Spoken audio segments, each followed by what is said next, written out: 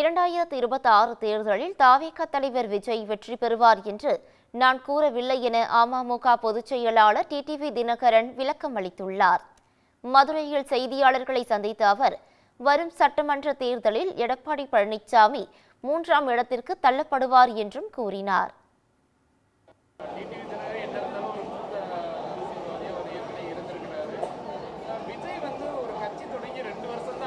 அவர் போய் வெற்றி பெறுவாரு, அவருக்கான வாய்ப்புகள் இருக்கு அப்படின்னு டிடிவி தினம் பேசுறது சரியா இல்லை? நான் என்ன பேசுறேன்னு உங்களுக்கு தெரியும்.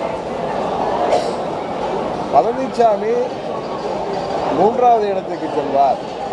இன்றைக்கு நானா எதுவும் சொல்லலை, ஊடகத்துறையை சேர்ந்த நண்பர்கள், சர்வே எடுக்கிற பல நிறுவனங்கள், எங்களோட தொடர்பில் இருப்பவர்கள் சொல்வது, திமுக கூட்டணிக்கு போட்டியாக தாவேகா பழனிசாமி திமுகவை எதிர்க்கின்ற வலுவான ஒரு சக்தியாக இல்லை.